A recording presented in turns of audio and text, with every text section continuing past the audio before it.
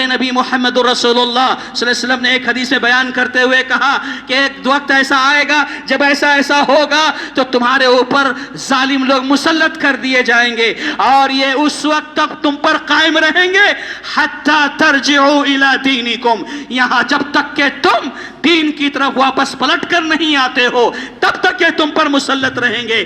اس لیے ضروری یہ ہے کہ دین اسلام کی طرف پلٹ آؤ، اسلام کی طرف واپس آ جاؤ، اسی میں تمہاری بھلائی ہے، اسی میں ہماری عزت ہے، اسی میں ہمارے لیے خیر ہے کہ ہم اسلامی تعلیمات پر عمل پیرا ہو جائیں، اسلام سے جڑ جائیں، اسی اسلام میں ہماری خیریت ہے۔ رب اشرح لي صدري ويسر لي أمري واحلل عقدة من لساني يفقه قولي رب اشرح لي صدري ويسر لي أمري۔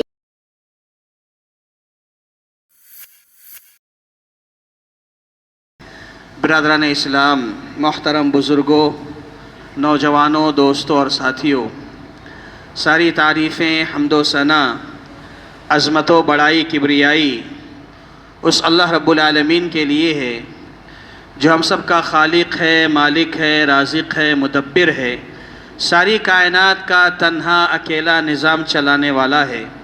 اس کے بعد بے شمار درود و سلام نازل ہو ہم سب کے آخری نبی احمد مجتبی محمد مصطفیٰ صلی اللہ علیہ وسلم کی ذات گرامی پر، جن کے مختلف کوششوں کے نتیجے میں ہم تک دین اسلام پہنچا۔ محترم حاضرین و سامعین، ہم سب جانتے ہیں کہ یہ دور جس سے ہم اور آپ گزر رہے ہیں یہ انتہائی نازک دور ہے، یہ دور امتحان ہے، یہ دور آزمائش ہے، یہ ابتلا کا دور ہے۔ آپ دیکھ رہے ہیں ہر روز اخباروں کے ذریعے، میڈیا کے ذریعے یہ خبریں آتی ہیں کہ پوری دنیا میں ظلم ہے، ستم پہ ستم ہے، بربریت ہے، فساد ہے، انتشار ہے، خلفشار ہے، انسانی خون کا پیاسا بنا ہوا ہے، انسانیت دم توڑ رہی ہے، انسانیت کرا رہی ہے، سسک رہی ہے، تڑپ رہی ہے۔ یہ دور ایسا دور چل رہا ہے میرے بھائیوں، ہم اچھی طرح اس کو جانتے ہیں، اور ایسے جو دور ہیں ہم اس کی روشنی میں یہ دیکھتے ہیں کہ کل تک ایک محدث، حدیث کا درس دینے والا استاد جب حدیث پڑھایا کرتا تھا تو حدیث پڑھاتے ہوئے، درس دیتے ہوئے کہا کرتا تھا کہ پیارے نبی صلی اللہ علیہ وسلم نے بیان فرمایا ہے کہ ایک زمانہ ایسا آئے گا، ایک دور ایسا آئے گا کہ ایسا ہوگا، ایسا ہوگا، ایسا ہوگا۔ آج وہ ساری چیزیں حقیقت بن کر ہماری نظروں کے سامنے ہیں، وہ سارے منظر ہم دیکھ رہے ہیں جو کل تک حدیث میں پڑھا کرتے تھے۔ پیارے نبی محمد رسول اللہ صلی اللہ علیہ وسلم نے ارشاد فرمایا تھا ایک دور ایسا آئے گا، ایک زمانہ ایسا آئے گا کہ حرج کی کثرت ہوگی۔ صحابہ نے پوچھا اللہ کے نبی صلی اللہ علیہ وسلم یہ بتلائیے حرج کسے کہتے ہیں؟ آپ نے فرمایا حرج کا مطلب یہ ہے کہ ایک زمانہ آئے گا کہ قتل عام ہوگا، خونریزی ہوگی، سفاکیت ہوگی، درندگی ہوگی، بربریت ہوگی، لوگ قتل ہوتے رہیں گے، پتہ نہیں چلے گا کیوں قتل ہوئے، قتل کرنے والے کو بھی نہیں معلوم ہوگا کہ وہ کیوں قاتل بنا، کیوں قتل کر رہا ہے۔ پیارے نبی صلی اللہ علیہ وسلم نے حرج کے بارے میں کہا، اور آج وہ ساری چیزیں ہمارے سامنے ہیں۔ اسی طریقے سے پیارے نبی صلی اللہ علیہ وسلم نے ایک بات یہ بھی بتلائی تھی کہ ایک دور ایسا آئے گا، ایک زمانہ ایسا آئے گا کہ قومیں تم پر ایسے ٹوٹیں گی جیسے بھوکے دسترخوان پر ٹوٹتے ہیں۔ صحابہ نے پوچھا اللہ کے نبی کیا اس وقت ہم تعداد میں کم ہوں گے، ہماری تعداد تھوڑی ہوگی کہ لوگ ہم پر ہلہ بول دیں گے؟ کہا کہ نہیں، تمہاری تعداد اس وقت بہت زیادہ ہوگی، تم تعداد میں بہت زیادہ رہو گے، لیکن تمہاری حیثیت समंदर के झाग के बराबर हो जाएगी। तुम्हारा रोबो दबदबा, तुम्हारी हैबत, तुम्हारा रुतबा, तुम्हारा मकाम सब लोगों के दिलों से निकल जाएगा। ऐसा क्यों होगा? आपने फरमाया इसलिए होगा कि तुम्हारे दरमियान वहन पैदा हो जाएगा। अल्लाह के नबी, वहन क्या चीज है? कहा हुब्बुद दुनिया व कराहियतुल मौत। वहन का मतलब यह है कि तुम्हारे दिलों में दुनिया से मोहब्बत पैदा हो जाएगी और तुम्हें मौत से नफरत हो जाएगी। मेरे भाई, ये प्यारे नबी सल्लल्लाहु अलैहि वसल्लम ने अपने जमाने में 1400 साल पहले कहा था। एक दौर ऐसा आएगा कि ऐसा होगा। आज देखें आप, आज हम मुसलमानों के दरमियान हुब्बुद दुनिया कराहियतुल मौत है कि नहीं है? हमें दुनिया से मोहब्बत है कि नहीं है? मौत से हम घबराते हैं कि नहीं है? मौत से हमें नफरत है कि नहीं है? आज ये सूरत हाल है कि हम जब सोते हैं तो दुनिया, बेदार होते हैं तो दुनिया, ख्वाब देखते हैं तो दुनिया, सोचते हैं तो दुनिया, हर वक्त सिर्फ दुनिया दुनिया दुनिया। दुनिया का नशा हम पर छाया हुआ है। मैं ये नहीं कहता कि दुनिया कमाना, मेहनत करना शरअन गलत है, नहीं। प्यारे नबी मोहम्मद रसूलुल्लाह सल्लल्लाहु अलैहि वसल्लम की दुआ है, आप अक्सर ये दुआ करते थे, रब्बना आतिना फिद दुनिया हसना व फिल आखिरति हसना। ऐ अल्लाह, हमारी दुनिया भी अच्छी हो और हमारी आखिरत भी अच्छी हो। कहने का मतलब ये हरगिज नहीं कि आप तिजारत ना करो, आप बिजनेस ना करो, आप मेहनत ना करो, ऐसा नहीं। कहने का मतलब ये है कि हमारी सारी तगोदो, सारी सोच, फिक्र, जुस्तुजू सिर्फ दुनिया दुनिया दुनिया, और हम आखिरत को फरामोश कर बैठे, दीन से बेजार हो गए, दुनिया को अपनी जिंदगी का मकसद बना लिया और सिर्फ दुनिया के पीछे रह गए। तो मेरे भाई, यही है हुब्बुद दुनिया व कराहियतुल मौत। हमारी हालत ऐसी हो गई कि हमें दीन से, दुनिया से मोहब्बत हो गई और मौत से नफरत हो गई। मेरे भाइयों, ये हालात हैं। और ये बात याद रखिए कि जो दौर बिगड़ता है, माहौल बिगड़ता है, क्यों बिगड़ता है? क्यों बिगड़ता है? इसके पीछे जिम्मेदार कौन है? इसके पीछे किसका हाथ है? कौन ये माहौल बिगाड़ता है? कौन इसका जिम्मेदार होता है? मेरे भाइयों, प्यारे नबी मोहम्मद रसूलुल्लाह सल्लल्लाहु अलैहि वसल्लम की एक हदीस पहले समाअत कर लीजिए। आप फरमाते हैं, सयकूनु फी सकीफिन कज़्ज़ाबुन व मुबिर। एक ज़माना ऐसा आएगा, अल्लाह के नबी ने फरमाया सल्लल्लाहु अलैहि वसल्लम, एक ज़माना ऐसा आएगा कि तुम्हारे बनु सकीफ में एक कज़्ज़ाब पैदा होगा, झूठा पैदा होगा, और एक मुबीर पैदा होगा, यानी सफ़ाक और कातिल पैदा होगा। शुर्राह हदीस ने, शारीन हदीस ने इस हदीस की शरह करते हुए ये बात लिखी है कि कज़्ज़ाब भी पैदा हुआ और सफ़ाक भी पैदा हुआ। कज़्ज़ाब से मुराद कौन था? मुख्तार बिन अबी उबैद अस-सकफ़ी, जिसने नबूवत का दावा किया, यह कज़्ज़ाब था। और इसी तरीके से प्यारे नबी सल्लल्लाहु अलैहि वसल्लम की पेशिन गोई में यह बात भी थी, मुबीर पैदा होगा, सफ़ाक और कातिल पैदा होगा। उससे मुराद शारीन हदीस ने लिखा है हज्जाज बिन यूसुफ अस-सकफ़ी है, जो बनु सकीफ में पैदा होंगे। यह कातिल पैदा हुआ जिसने कत्ले आम किया, सैकड़ों हजारों लोगों का खून बहाया। किसने? इस कातिल सफ़ाक हज्जाज बिन यूसुफ अस-सकफ़ी ने। उस वक्त के इमाम कबीर हसन बसरी रहमहुल्लाह के पास उस वक्त के मुसलमान पहुंचते हैं और पहुंचने के बाद कहते हैं कि आज ये हालत हमारी हो चुकी है, आज हज्जाज बिन यूसुफ हम पर मुसल्लत है, कत्ले आम कर रहा है, क्या किया जाए? कोई हल बताएं। ये क्या हो रहा है? क्यों हो रहा है? कैसे हो रहा है? ये सारी बातें मुसलमानों ने की। उस वक्त इमाम हसन बसरी रहमहुल्लाह ने कहा कि मा जाअल हज्जाजु इल्ला बिजुनूबिना, मा जाअल हज्जाजु इल्ला बिजुनूबिना। आज तुम रोना लेकर आए हो, शिकवा लेकर आ रहे हो, रो रहे हो तुम, ऐसा हो रहा है, ऐसा हो रहा है। तुम्हें रोने का कोई हक नहीं है, इसलिए कि इसके जिम्मेदार तुम खुद हो। تم نے اپنے کرتوتوں کی وجہ سے، اپنے گناہوں نافرمانیوں کی وجہ سے حجاج کو بلایا ہے، تم نے حجاج کو دعوت دی ہے۔ آج حجاج اگر تم پر مسلط ہے تو یہ تمہارے اپنے اعمال اور کرتوتوں کا نتیجہ ہے۔ اللہ نے فرمایا وَمَا أَصَابَكُم مِّن مُّصِيبَةٍ فَبِمَا كَسَبَتْ أَيْدِيكُمْ وَيَعْفُو عَن كَثِيرٍ، کہ جو کچھ مصیبتیں، تکلیفیں، پریشانیاں تم پر آتی ہیں اس کا ذمہ دار تم خود ہوتے ہو، اور اللہ تو وہ ہے وَيَعْفُو عَن كَثِيرٍ، وہ تو بہت سارے گناہ ایسے ہیں کہ تم معافی بھی نہیں مانگتے ہو، بغیر معافی مانگے تمہارا رب یوں ہی معاف کر دیتا ہے، بس بعض گناہوں پہ گرفت کرتا ہے، بعض گناہوں پہ پکڑتا ہے تو ایسے حالات بنتے ہیں، ایسے انتشار کا ماحول بنتا ہے، اور اس طرح قتل عام ہوتا ہے جب ہم خود گناہوں میں پھنستے ہیں۔ میرے بھائیوں، آپ کو واقعہ معلوم ہے، سیرت کا ایک واقعہ، تاریخ کا ایک بہت بڑا واقعہ، جنگ احد کا واقعہ۔ پیارے نبی محمد رسول اللہ صلی اللہ علیہ وسلم نے احد کے موقع پر جبل رومات پر 50 صحابہ کرام کو جو تیر انداز تھے ان کو وہاں کھڑا کیا تھا اور کہا تھا دیکھو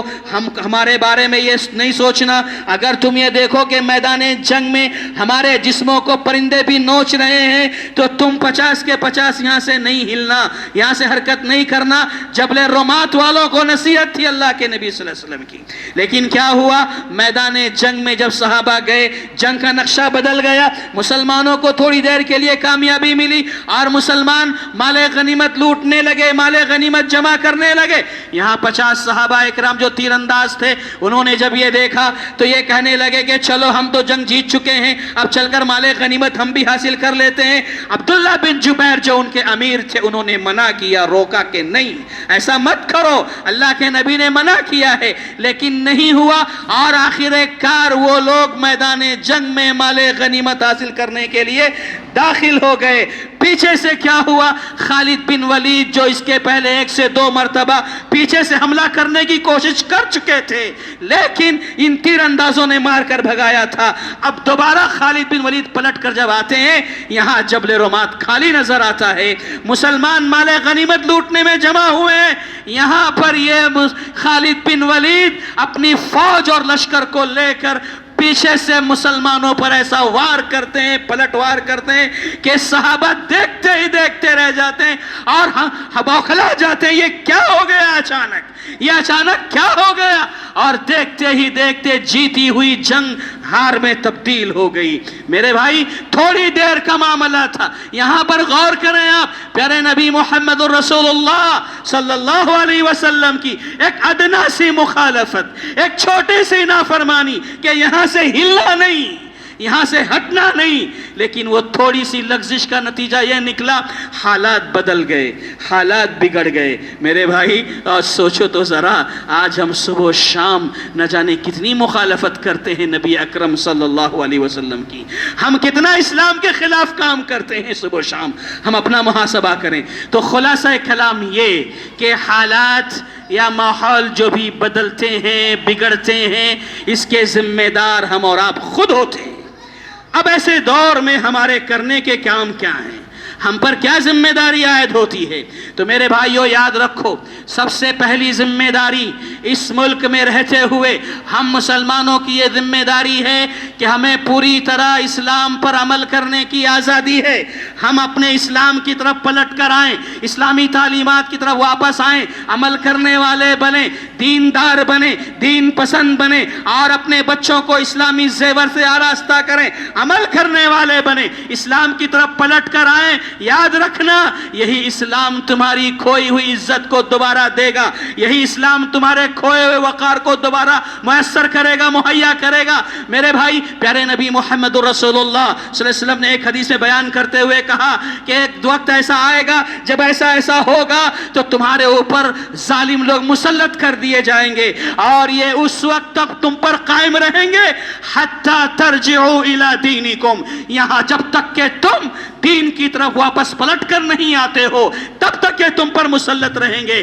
اس لیے ضروری یہ ہے کہ دین اسلام کی طرف پلٹ آؤ, اسلام کی طرف واپس آ جاؤ.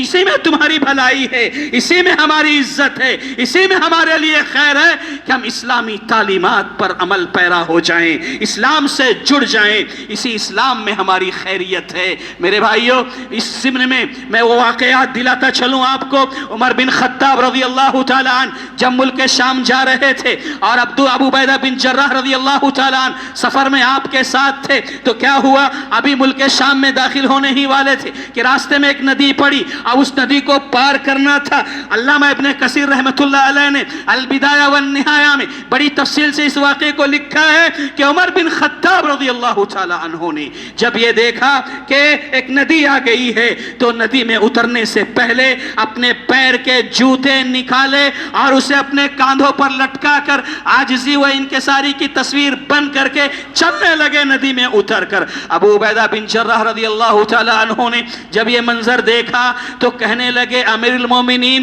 اگر اس حالت میں یہ شہر والے دیکھ لیں گے آپ کا رعب و دبدبہ کم ہو جائے گا, آپ کی عزت میں کمی آ جائے گی, آپ ایسا نہ کریں. اتنا سننا تھا کہ امیر المومنین عمر بن خطاب رضی اللہ تعالیٰ عنہ نے کہا, اے ابو عبیدہ یاد رکھو یہ جملہ جو تم نے ابھی کہا ہے, لو یقول ذا غیرک یا ابا عبیدہ, اللہ کی قسم ہے ابو عبیدہ اگر یہ جملہ تمہارے علاوہ کسی اور نے کہا ہوتا, جعلتہ نکالا لامت محمد صلی اللہ علیہ وسلم, میں اسے ایسی سزا دیتا کہ قیامت تک آنے والوں کے لیے سزا نصیحت بن جاتی, درس بن جاتی. اور کہا ابو عبیدہ سنو, تم کیا سمجھتے ہو کہ ہمارا رعب و دبدبہ ہمارے جوتے سے ہے, ہمارے کپڑوں سے ہے, ہمارے لباس سے ہے, یہ سمجھتے ہو کہ ہماری عزت اس سے ہے؟ سنو ابو عبیدہ, انا کن اذل قوم, ہم تو بہت ذلیل تھے, ہم تو رسوا تھے, ہماری کوئی حیثیت نہیں تھی سماج و معاشرے میں. اگر ہم دوسری روایت کی طرف جائیں تو یہ کہہ سکتے ہیں, ارے ہم تو اتنے ذلیل تھے کہ اپنی پیدا ہونے والی معصوم سی بچی کو بھی زندہ دفن کر دیا کرتے تھے, ہماری کوئی حیثیت نہیں تھی. لیکن ابو عبیدہ جانتے ہو کیا ہوا؟ فَأَعَزَّنَا اللَّهُ بِالْإِسْلَامِ, اللہ نے اسلام بھیج کر ہمیں عزت بخشی ہے, اللہ نے اسلام کے ذریعے ہمیں عزت عطا کی ہے. اور یاد رکھو ابو عبیدہ, تاریخی جملہ کہا کہ جو کوئی شخص اسلام چھوڑ کر کہیں اور عزت تلاش کرے گا اللہ اسے ذلیل کر دے گا. آج ہم اور آپ عزت کہیں اور تلاش کر رہے ہیں, آج ہم عزت مغربی تہذیب میں ڈھونڈ رہے ہیں, آج ہم اپنی عزت ماڈرن کلچر میں, فیشن پرستی میں تلاش کر رہے ہیں, لیکن عزت کہاں ہے؟ اسلام میں ہے. تو میرے بھائیوں, سب سے پہلا کام ہمارا یہ ہے کہ ہم پہلے اسلام پر عمل پیرا ہو جائیں, اسلامی تعلیمات کو اختیار کریں, 5 وقتہ نمازی بن جائیں, دیندار بن جائیں, سنن کا اہتمام کرنے والے بن جائیں, اور اللہ کے راستے میں دین کی خدمت کرنے والے بن جائیں, لوگوں کی مدد کریں, تعاون کریں. اس طرح سے جتنے بھی اسلام کے خیر کے کام ہیں وہ کام کرنے والے بن جائیں. یہ سب سے پہلا کام ہے کہ اسلام کی طرف پلٹ آؤ, پہلا کام ہمارا. اس کے بعد اس ملک میں رہتے ہوئے ہمارے ذمے ایک اور بہت بڑا کام ہے میرے بھائی, اور وہ کام یہ ہے کہ ہمارے درمیان غیر مسلم بھائی بھی ہمارے ساتھ رہتے ہیں. ہم لوگ ایک زمانے سے ایک ساتھ رہتے آئے ہیں اور ایک زمانے سے ان دونوں کے درمیان دوستانہ ہے, تعلقات اچھے ہیں, ماحول اچھا ہے. تو لہذا میرے بھائیوں, آج ہم دیکھ رہے ہیں عداوتوں کا ماحول ہے, نفرتوں کا ماحول ہے. ایسے دور میں ہماری ذمہ داریوں میں ایک بہت بڑی ذمہ داری یہ بنتی ہے کہ ہم اپنے ان غیر مسلم بھائیوں سے تعلقات استوار کریں, ان سے ملاقاتیں کریں, ان سے بات چیت کریں, اور ان کے سامنے جا کر کے اسلام کی خیریت, اسلام کی خوبیاں, اسلام کے محاسن کو بتائیں, اسلام سے متعلق جو بھی شکوک و شبہات ہیں یا اسلام سے متعلق جو بھی غلط فہمیاں ہیں، نبی صلی اللہ علیہ وسلم کی ذات سے متعلق جو بھی اعتراضات ہیں، ایسی جتنی بھی چیزیں ہیں، ان تعلقات کی بنیاد پر ہم ان کے ذہنوں کی صفائی کر سکتے ہیں۔ یہ ہمارا ایک کام ہے۔ میرے بھائی، میں آپ کو بتاؤں، پیارے نبی محمد الرسول اللہ صلی اللہ علیہ وسلم نے تعلقات کو بنایا ہے، اور کیسا بنایا ہے آپ کو معلوم ہونا چاہیے۔ پیارے نبی صلی اللہ علیہ وسلم کے خدمت گزاروں میں صحابہ کرام کی ایک لمبی فہرست ہے، لیکن آپ کے خدمت گزاروں میں جب لسٹ بنتی ہے اور اللہ کے پاس وہ لسٹ آئے گی کہ اللہ کے نبی کے خدمت گزار کون کون تھے، تو جہاں صحابہ کا نام آئے گا وہیں پر ایک یہودی لڑکے کا بھی نام آئے گا۔ پیارے نبی محمد رسول اللہ صلی اللہ علیہ وسلم کی خدمت میں ایک یہودی لڑکا آیا کرتا تھا، اور وہ آپ سے قریب تھا۔ اللہ کے نبی نے قریب کیا۔ کیوں قریب کیا؟ وہ پتہ چلا بعد میں وہ لڑکا بیمار ہوا، اور ایسا بیمار ہوا کہ دنیا سے چل چلاؤ کا وقت آ گیا۔ اللہ اکبر۔ پیارے نبی صلی اللہ علیہ وسلم اس کے گھر پہنچتے ہیں، اس کے پاس جاتے ہیں، اور اس کے پاس بیٹھ کر کہتے ہیں، اسلم یا ولد، اے لڑکے کلمہ پڑھ لے، ایک اللہ کو قبول کر لے، ایک اللہ پر ایمان لے آ، اسلم یا ولد، لڑکے کلمہ پڑھ لے۔ فنظر الی ابیہ، وہ لڑکا اپنے باپ کی طرف سوالیہ نظروں سے دیکھنے لگا۔ باپ بھی متاثر ہو چکا تھا، اور اس نے اپنے بیٹے سے کہا، اطع ابا القاسم، اے میرے بیٹے ابو القاسم کی بات مان لو، وہ جو کہتے ہیں قبول کر لو۔ سبحان اللہ۔ اس لڑکے نے کلمہ پڑھا، اور پیارے نبی صلی اللہ علیہ وسلم وہاں سے جب باہر نکلتے ہیں تو کہتے ہیں، الحمدللہ الذی انقذہ من النار، اے اللہ تیرا لاکھ لاکھ شکر و احسان کہ تو نے اس لڑکے کو میرے ذریعے نار جہنم سے بچا لیا۔ یہ تعلقات میرے بھائیوں آج ہمارے لیے ضروری ہے کہ ہم دوستانہ ماحول بنائیں، تعلقات بنائیں، محبتوں کو عام کریں۔ آج ضرورت ہے دنیا کو محبت کی، شفقت کی، نرمی کی۔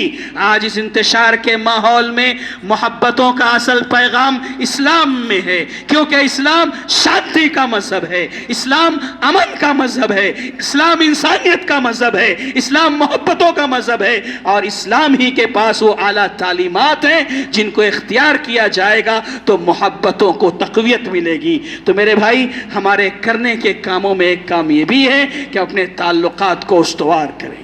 اسی طریقے سے تعلقات کے ساتھ ساتھ ایک بہت بڑی چیز یہ بھی ہے، اور اس سے پہلے یہ بتا دوں، یہ ہمارے ملک کا ایک بہت بڑا المیہ ہے ہم سب کے لیے، کہ آج تک ہم اپنے غیر مسلم بھائی کو یہ بھی نہیں بتا سکے، یہ بھی نہیں سمجھا سکے کہ 5 وقتہ نمازوں میں جب اذان ہوتی ہے اور ہمارا مؤذن اللہ اکبر کی صدا بلند کرتا ہے تو اللہ اکبر کا مطلب کیا ہوتا ہے، آج ہم یہ بھی نہیں بتا سکے، کیونکہ بہت سارے غیر مسلم ایسے بھائی ہیں ہمارے جو یہ کہتے ہیں ہم سے، اللہ اکبر کا مطلب یہ ہوتا ہے کہ آپ لوگ اکبر بادشاہ کو یاد کرتے ہو، اکبر بادشاہ کو یاد کرتے ہو۔ کیا یہ ہمارے لیے عالمیہ نہیں؟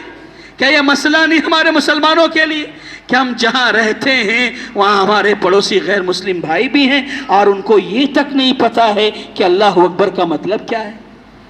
تو میرے بھائیوں، ہمارے لیے ضروری یہ ہے کہ ہم اس طرح کے ماحول بنائیں، اور اسی کے ساتھ ساتھ ایک خاص بات اور بہت ہی اہم بات اللہ تبارک و تعالی نے یہ کہا ہے قرآن مجید میں، لا تستوی الحسنۃ ولا السیئۃ ادفع بالتی ہی احسن فاذا الذی بینک وبینہ عداوۃ کأنہ ولی حمیم۔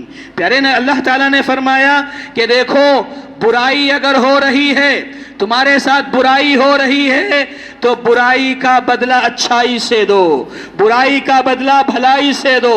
نیکی اور برائی دونوں برابر نہیں ہو سکتے ہیں۔ کوئی برائی کر رہا ہے، تم جواب میں برا مت چاہو، بلکہ جواب میں بھلائی کرو، خیر خواہی کرو، اور ایسا ہوگا اگر تو یاد رکھو قرآن کہتا ہے فَإِذَا الَّذِي بَيْنَكَ وَبَيْنَهُ عَدَاوَةٌ كَأَنَّهُ وَلِيٌّ حَمِيمٌ، تو تمہیں یہ جو بظاہر نظر آ رہا ہے کہ تمہارے درمیان بڑی زبردست دشمنی ہے، اگر تم برائی کا بدلہ اچھائی سے دینے والے بن جاؤ گے تو بہت جلد یہ دیکھو گے کہ تمہاری یہ دشمنی گہری دوستی میں تبدیل ہو جائے گی، اللہ انہیں تمہیں گہرا دوست بنا دے گا۔ تو میرے بھائیوں، کہنے کا مطلب یہ ہے کہ ہماری آپ کی یہ ذمہ داری بنتی ہے کہ ہم اس ملک میں رہتے ہوئے اچھا برائی کا بدلہ اچھائی سے دیں، یعنی اپنے اخلاق کو اونچا کریں، اپنے کردار کو بلند کریں، اپنے کیریکٹر کو اعلیٰ بنائیں، ہمارے اخلاق اتنے بلند ہو جائیں، ہمارے کیریکٹر اتنے بلند ہو جائیں کہ دنیا دیکھے مسلمانوں کے اخلاق کو، مسلمانوں کے کردار کو، مسلمانوں کے کاموں کو، تو ربما یود الذین کفروا لو کانوا مسلمین، لوگ کہنے لگے کاش ہم بھی مسلمان ہوتے تو کتنا اچھا ہوتا، کاش ہم بھی مسلمان ہوتے تو کتنا اچھا ہوتا۔ تو میرے بھائیوں، آج ضرورت اس بات کی ہے کہ ہم مسلمان اپنے اخلاق و کردار کو اعلیٰ کریں، اونچا کریں، بلند کریں۔ میں آپ کو ایک مثال دیتا ہوں۔ پیارے نبی محمد رسول اللہ صلی اللہ علیہ وسلم نے اپنے صحابہ کرام کی ایسی تربیت کی، ایسے اعلیٰ اخلاق کا مالک بنایا کہ وہ لوگ دنیا والوں کے لیے اسوہ بن گئے، وہ لوگ دنیا والوں کے لیے قدوہ اور نمونہ بن گئے۔ یہ ابو بکر صدیق رضی اللہ تعالیٰ عنہ ہیں، یہ ابو بکر صدیق رضی اللہ تعالیٰ عنہ ہیں۔ یہ مکہ چھوڑ کر جا رہے ہیں، مکہ چھوڑ کر جا رہے ہیں۔ راستے میں قریش کا ایک سردار، رئیس، کافروں کا سردار ابن دغنہ نامی شخص، اس سے ملاقات ہوتی ہے۔ ابو بکر رضی اللہ تعالیٰ عنہ سے وہ پوچھتا ہے، ابن دغنہ سوال کرتا ہے، اے ابو بکر کہاں جا رہے ہو، کہاں جا رہے ہو؟ ابو بکر رضی اللہ تعالیٰ عنہ کہتے ہیں، اے ابن دغنہ، میں یہ شہر مکہ چھوڑ کر کسی اور شہر جانا چاہتا ہوں جہاں پر مجھے آزادی سے میرے رب کی بندگی کرنے کا موقع فراہم ہو۔ یہاں تیرے شہر کے باشندے مجھے صحیح سے بندگی کرنے نہیں دے رہے ہیں، اس لیے میں نے یہ سوچا ہے کہ مکہ چھوڑ کر کسی اور شہر چلا جاؤں۔ میرے بھائی یہاں جواب سنیے، ابن دغنہ کا جواب کیا تھا۔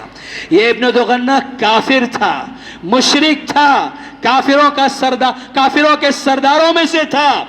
جب اس نے ابو بکر کی یہ بات سنی کہ ابو بکر ہمارا شہر چھوڑ کر جا رہے ہیں، اس نے کہا مثلک یا ابا بکر لا یخرج ولا یخرج، اے ابو بکر سنو، تم جیسا انسان نہ تو ہمارے شہر سے اپنی مرضی سے جا سکتا ہے، نہ اسے کوئی نکال سکتا ہے۔ کیا مطلب؟ مطلب یہ اے ابو بکر، تمہارا ہمارے شہر میں رہنا ہمارے لیے شرف کی بات ہے۔ تم ہمارے شہر میں ہو، تم جیسے لوگوں کا ہمارے شہر میں رہنا ہمارے لیے فخر کی بات ہے۔ چلو واپس، چلو واپس، میں تمہیں اپنے ساتھ لے کر چلتا ہوں، تم نہیں جا سکتے۔ میرے بھائی، یہ اخلاق تھا ابو بکر کا، یہ کردار تھا ابو بکر کا کہ ایک کافر ہے، کافروں کا سردار رئیس ابن دغنہ ابو بکر سے کہتا ہے کہ تم جیسا با اخلاق انسان ہمارے لیے تو شرف ہے، ہمارے لیے تو فخر ہے، تم کیسے جا سکتے ہو؟ خود اپنی مرضی سے بھی نہیں جا سکتے اور نہ تمہیں کوئی یہاں سے نکال سکتا ہے۔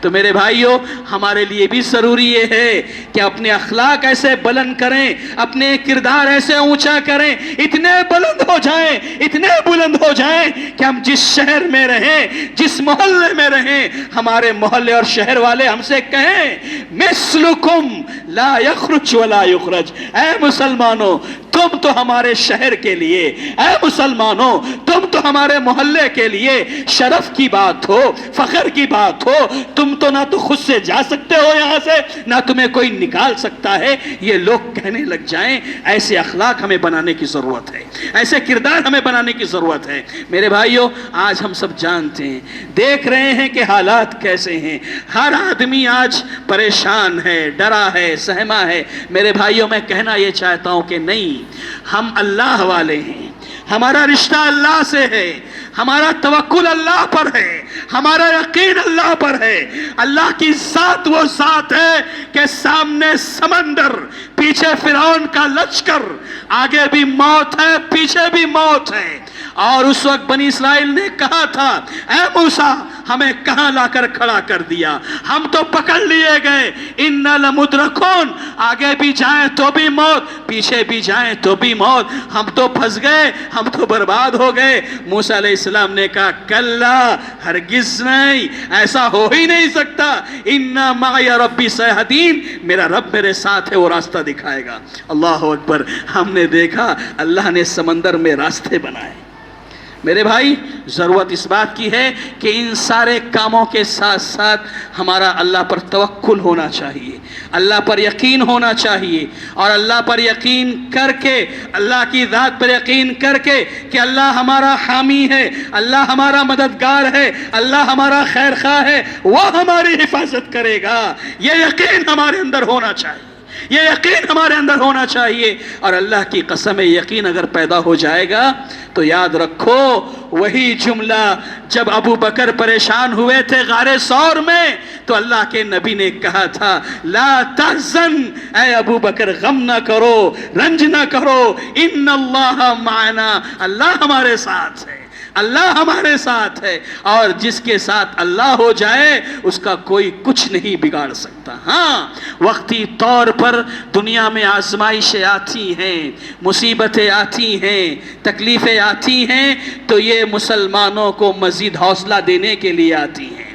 مسلمانوں کو مزید ہمت عطا کرنے کے لیے آتی ہیں، مسلمانوں کو اللہ تعالیٰ سنبھلنے کا ایک موقع دینا چاہتا ہے، سنبھلنے کا ایک موقع دینا چاہتا ہے۔ اور یہ جتنے جملے میں نے کہے ہیں سب کی دلیلیں میرے پاس موجود ہے، لیکن وقت نہیں ہے کہ میں آپ کو دلیلیں سناؤں، بس اتنا سن لیجئے کہ یونس علیہ السلام کو مچھلی کے شکم میں اللہ نے داخل کیا، یونس علیہ السلام کو اپنی غلطی کا احساس ہوا، اللہ سے معافی مانگی، دعائیں کیے، اور مصیبت سے اللہ نے ان کو نکالا اور ایک مرتبہ سنبھلنے کا موقع دیا ان کو۔ تو اللہ تعالیٰ ہمیں اگر آزمائش میں ڈالتا ہے، اگر مصیبت میں ڈالتا ہے، تو اس کا یہ مطلب بھی ہوتا ہے کہ اللہ ہمیں دوبارہ سنبھلنے کا موقع دینا چاہتا ہے۔ ہم کو چاہیے کہ ہم اور آپ حالات پر نظر رکھتے ہوئے اپنی بھی اصلاح کریں، امت کی اصلاح کریں، قوم کی اصلاح کریں، تربیت کریں۔ اللہ کا دین جو صاف ستھرا دین ہے، جو آیا ہے آگے بڑھنے کے لیے، جو آیا ہے پھلنے پھولنے کے لیے، اس دین کی حفاظت کریں، اس دین کی اچھائیاں، اس دین کی خوبیاں، اس دین کے کمالات، اس دین کے محاسن کو دنیا والوں کے سامنے لانا پڑے گا۔ اللہ سے ہماری دعا ہے کہ اللہ تبارک و تعالی ہم تمام مسلمانوں کو دین کا خیر خواہ بنا دے۔ اللہ ہم تمام مسلمانوں کو باعزت زندگی نصیب فرما۔ اے اللہ ہم تمام مسلمانوں کو دین اسلام پر قائم و دائم رکھنے کی سعادت نصیب فرما۔ اے اللہ ہم تمام مسلمانوں کو دین حنیف، دین اسلام کی خدمت کرنے والا بنا۔ اے اللہ ہمیں دنیا میں رکھنا تو عزت سے رکھنا، شان سے رکھنا۔ اے اللہ صرف تیرا محتاج بنا کے رکھنا۔ اے اللہ صرف تیرا محتاج بنا کے رکھنا، کسی اور کا محتاج ہرگز نہ بنانا۔ اے اللہ ہماری وفات ہو، ہماری موت ہو تو صرف تیرے دین اسلام پر ہو، ایمان پر ہو۔ آمین۔ بارک اللہ لنا ولکم فی القرآن العظیم ونفعنا وإیاکم بالآیات ذکر الحکیم ورب الحلیم۔